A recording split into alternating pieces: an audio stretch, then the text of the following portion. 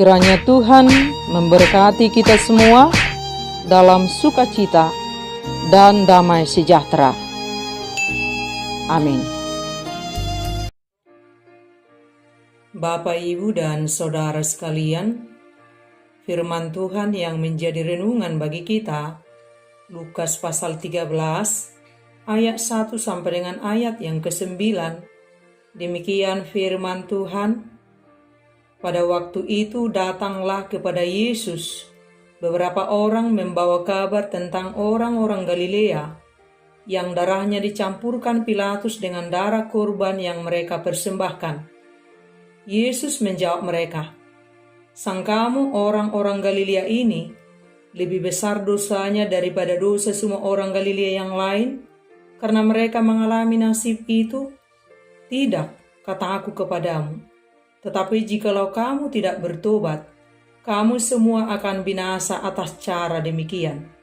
Atau sangkamu ke-18 orang yang mati ditimpa menara dekat Siloam lebih besar kesalahannya daripada kesalahan semua orang lain yang diam di Yerusalem? Tidak, kataku kepadamu. Tetapi jikalau kamu tidak bertobat, kamu semua akan binasa atas cara demikian."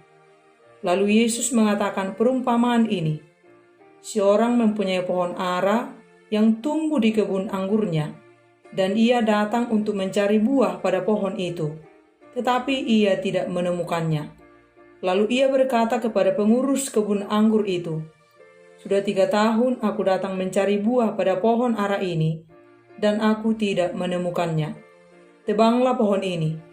Untuk apa ia hidup di tanah ini dengan percuma?"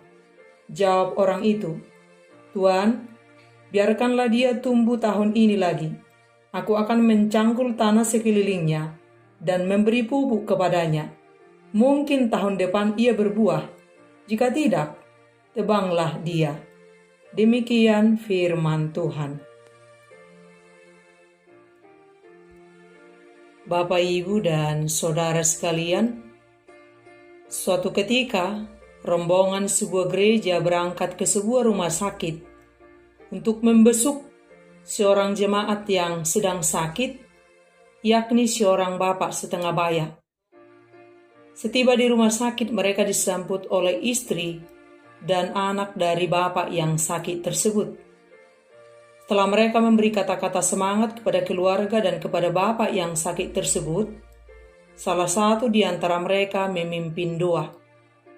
Tidak lama setelah itu, mereka berpamitan untuk pulang. Di pertengahan jalan, ketika mereka akan pulang, di antara mereka membuka suara tentang keadaan penyakit bapak itu. Ibu yang satu berkata, "Parah juga rupanya sakit bapak itu. Kulihat tak ada lagi tanda-tanda untuk sembuh.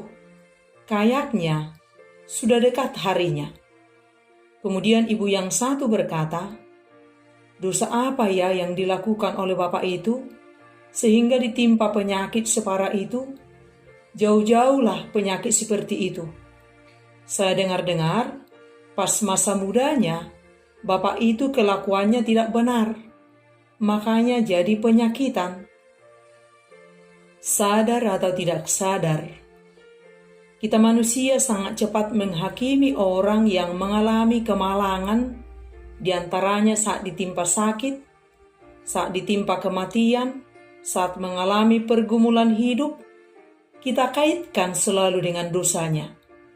Kita sering memperbincangkan apa yang dialami orang itu oleh karena perbuatan buruknya, oleh karena dosa-dosanya. Kita memposisikan diri sebagai hakim yang maha benar, dan orang yang kemalangan itu menjadi terdakwa yang maha berdosa. Betapa sulit bagi kita untuk berempati kepada sesama yang sedang ditimpa kemalangan. Malah kita pamer benar dan menunjuk-nunjuk dosa orang itu. Tapi perlu kita ingat, saat kita menghakimi orang, menunjuk-nunjuk dosanya, menuduhnya sebagai pendosa, satu jari kita terarah kepada si pendosa menurut kita.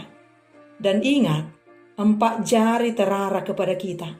Saat kita selalu hidup menghakimi, itu sama dengan melipat gandakan salah kita. Saat kita menghakimi, kita pasti binasa, seperti yang dikatakan oleh Yesus dalam firman ini. Oleh sebab itu, waktu melihat kemalangan orang lain, hindari kesombongan. Karena kita sangat mudah berpikir, aku tidak begitu.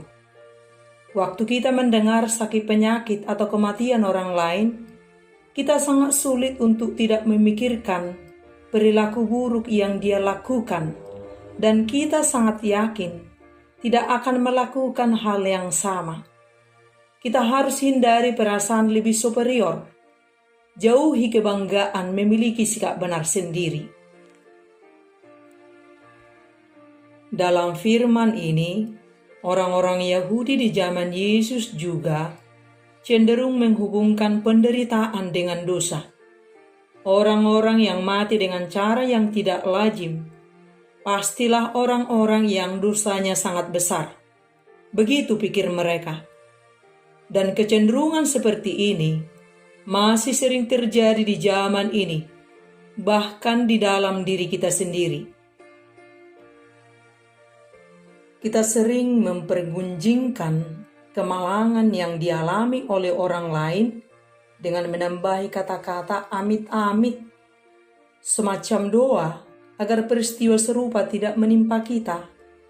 Mungkin tanpa kita sadari, kita juga sering menggosipkan penderitaan orang lain dengan kesombongan rohani yang tersembunyi, bahwa nasib kita tak seburuk mereka, karena Tuhan lebih berkenan kepada kita. Cara pandang seperti itulah yang ditegur oleh Yesus.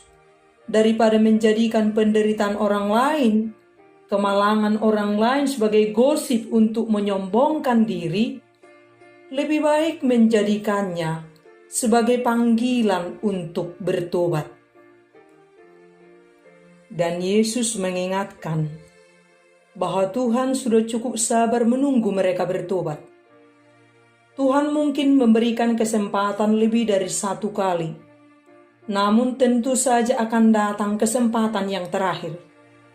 Dan hal yang sama juga berlaku untuk kita. Periksalah diri kita. Apakah kita seorang pribadi yang cenderung mudah untuk menghakimi kelemahan dan dosa orang lain? Apakah kita seorang pribadi yang cenderung mempergunjingkan malapetaka kemalangan yang diderita oleh orang lain sebagai akibat dari perbuatan buruknya, dan kita memposisikan diri kita tidak akan pernah mengalami hal yang serupa sebab kita lebih sempurna dan tidak akan melakukan hal yang sama? Janganlah mudah menghakimi orang lain yang sedang menderita, tetapi kamu sendiri bertobatlah. Dan inilah yang menjadi kelemahan kita. Kita jarang melihat diri kita sendiri atau bercermin, seandainya aku mengalami seperti dia. Rasa empati kita sangat tipis. Dan itulah kritik Yesus. Selumbar di mata saudaramu tampak, sementara balok di matamu sendiri tidak tampak. Orang bodoh merasa dirinya benar tetapi tidak bertobat. Orang berhikmat merasa diri berdosa dan tak layak, dan terus belajar diubahkan. Dan kita ingat, Tuhan masih menunggu pertobatan kita. Jangan kita kira kita lebih lama di sini dan tetap aman-aman saja, karena hidup kita sudah sempurna dan benar. Jangan sampai kita mengalami nasib yang sama dengan mereka. Tuhan, biarkanlah dia tumbuh tahun ini lagi. Aku akan mencangkul tanah sekelilingnya dan memberi pupuk kepadanya. Mungkin tahun depan ia berbuah. Jika tidak, tebanglah. Dan pohon pertobatan harus terus kita rawat, harus terus kita pupuk dengan baik. Pertobatan tidak pernah sempurna, Sebab kita orang berdosa. Kita harus terus terkoneksi dengan Tuhan dalam pertobatan kita, supaya kita tahu bahwa diri kita lemah dan tak pernah layak sampai kapanpun, supaya kita tidak pernah sombong rohani. Sebab belajar kerajaan Tuhan tidak pernah tamat, tidak pernah selesai, tidak pernah cukup, tidak pernah lulus, tidak akan pernah sempurna. Sebab tiada pun kita yang layak. Kita mungkin sudah lulus menjadi seorang doktor teologi, lulus dengan pencapaian yang sangat sempurna menurut standar dunia ini. Tetapi di dalam Tuhan, di dalam kerajaan Tuhan, kita bukan siapa-siapa. Kita tidak pernah layak. Dan sepanjang hidup kita masih harus terus belajar dan diajar sampai kita mengalami perhentian dari dunia ini. Dan jangan kita kira, sebab kita sudah menjadi seorang pelayan dan pakai baju rohani, melayani setiap minggu, hidup kita sudah sempurna. Sementara kita tidak sedang merawat pohon pertobatan kita tidak sedang terkoneksi dengan Tuhan. Dan banyak orang salah kaprah. Asal sudah menjadi seorang pelayan, asal sudah pakai jubah, sudah paling suci lah, sudah paling benar. Sikit-sikit aturan peraturan, sikit-sikit jatuhkan siasat gereja. Merasa wakil Tuhan bahkan lebih tinggi daripada Tuhan tentang hal menghakimi. Tidak ada pengayoman, tidak ada kasih. Dan mumpung masih ada kesempatan untuk berbenah, benahi diri kita. Jangan merasa sudah layak sehingga masih tetap di dunia ini. Orang yang sudah pergi sebab tidak layak, banyak dosa, sehingga cepat mati. Orang-orang yang mengalami malapetaka dan kemalangan sebab mereka tidak layak, sehingga mereka mengalaminya. Dalam firman dikatakan, sebab itu siapa yang menyangka bahwa ia teguh berdiri, hati-hatilah, supaya ia jangan jatuh. Dan daripada menyibukkan diri dengan hidup menghakimi, lebih baik memfokuskan pada pengembangan diri untuk lebih baik dari hari ke hari. Daripada berkutat pada sikap hidup menghakimi, lebih baik belajar hidup untuk mengasihi. Perkara tentang dosa orang bukanlah urusan kita. Urusan kita adalah mengurus dosa-dosa kita. Sebab nanti saat tiba waktunya, Tuhan tidak akan tanya tentang kehidupan orang lain, tentang dosa orang lain. Tetapi Tuhan akan tanya tentang kehidupan kita, tentang dosa-dosa kita. Selagi ada kesempatan, mari kita benahi hidup kita masing-masing. Alami pertobatan setiap waktu. Cari Tuhan setiap waktu. Terkoneksilah dengan Tuhan pada semua waktu. Tanda kita sedang mengalami pertobatan adalah kita haus bertemu dengan Tuhan. Kita haus hidup dalam kebenaran Tuhan.